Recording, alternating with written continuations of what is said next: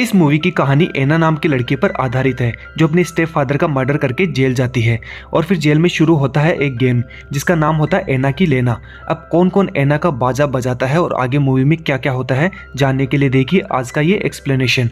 Movie का नाम है जेलबेट जो कि रिलीज हुई थी 2014 में। मूवी की शुरुआत में एना को रूम में म्यूजिक बजाते हुए दिखाया जाता है। तभी उसके स्टेप फादर वहां पर आ जाते हैं और फिर वो एना को बजाते हैं। एना को ये देखकर गुस्सा आ जाता है और अपने पापा को वो मार देती है और इस नेक काम के लिए एना को जेल हो जाती है। अब यहाँ से शुरू होता है खुदाई का सिलसिला। एना को एक रूम में भेजा जाता है जहाँ पे ऑलरेडी एक कैदी होती है जिसका नाम जीनी होता है। रात को जब एना सो जाती है तब जीनी एना को देखकर धुर्राटे मारती है और अपनी तिजोरी में हाथ डालती है। अगले दिन एना एक ग्राउंड में जाती है जहाँ पे उसे कोडी नाम की एक लड़की मिलती है। वो एना के पास आकर दोस्ती करने को बोलती है पर एना उसे मना कर देती है। इस बात पर कोडी को गुस्सा आ जाता है और एना को धक्का मार देती है और फिर रूम में ले जाकर सभी कैदियों के साथ उसे मारती है। अगले दिन फ्रैंक एना को बुलाता है जो कि जेल वार्डन होता है और उसको सेफ्टी देने की बात करता है, लेकिन इसके लिए वो एना के सामने एक शर्त रखता है। फ्रैंक एना की सेफ्टी के बदले में उसके साथ हमबिस्तर होना चाहता था पर एना उसे ऐसा करने से मना कर देती है और अपने रूम में चली जाती है और वहां पे जाके रोने लग जाती है। इसके बाद में जीनी ये देखकर उसके पास आती है और उसके साथ इंटीमेट होने लग जाती है। अगले दिन एना फिर से ग्राउंड में जाती है लेकिन वहां पर दूसरे ग्रुप की लड़की जोई से एना की लड़ाई हो जाती है। तब एना को लगता है कि यहाँ पे सरवाइव करने के लिए किसी न किसी ग्रुप को ज्वाइन तो करना ही पड़ेगा। फिर एना कोडी का ग्रुप ज्वाइन करने का डिसाइड करती है। वो कोडी के पास जाती है और उसका ग्रुप ज्वाइन करने के लिए बोलती है। कोडी मान जाती है। इसके बाद कोडी एना को बदला लेने के लिए उकसाती है। फिर एना जोई के पास जाकर उससे लड़ती है और उसके सारे दांत तोड़ देती है और ये सब लड़ाई कोडी अपने फोन में रिकॉर्ड कर लेती है। तभी वहां पर पुलिस आ जाती है और एना को वहां से ले जाकर एक कमरे में बंद कर देते हैं। थोड़ी देर बाद वहां पे फ्रैंक आता है और वो फिर एना को अपनी पिचकारी को किस करने के लिए बोलता है, लेकिन इस बार एना मान जाती है और इस तरह से फ्रैंक अपनी पिचकारी एना के मुंह में खाली कर देता है। रूम में आने के बाद एना अपना सारा गुस्सा जीनी पर उतारती है और इस वजह से जीनी का होठ कट जाता है। फिर पुलिस वाले सारे कैदियों को चेक करने के लिए आते हैं। सभी कैदियों को चेक कर ही रहे होते तभी उनकी नज़र जीनी पे पड़ती है।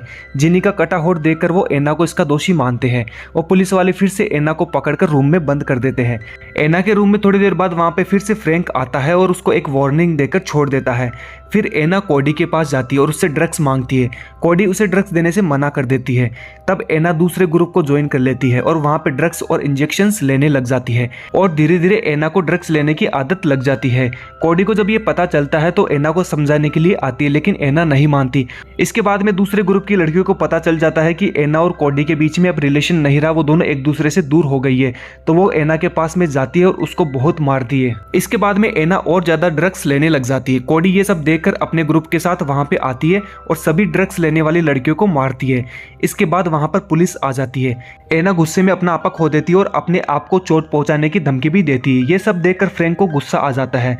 वो एना को नंगा करके एक कमरे में बंद कर देता है। काफी दिनों तक एना उस कमरे में बंद रहती है और वहां पे परेशान होकर सुसाइड करने की कोशिश करती है। फिर थोड़े दिन बाद एना को हॉस्पिटल में रखा जाता है। बाकी दूसरे ड्रग्स के मरीजों को तड़पते देख एना को समझ में आ जाता है कि ड्रग्स लेना कितना गलत है। थोड़े दिन बाद एना वापस जेल आ जाती है। वहां वो फ्रैंक से मिलती है। तब एना उसको खुद के साथ कुछ भी करने की परमिशन दे देती है और बदले में बाकी कैदियों को कुछ भी ना करने की शर्त रखती है।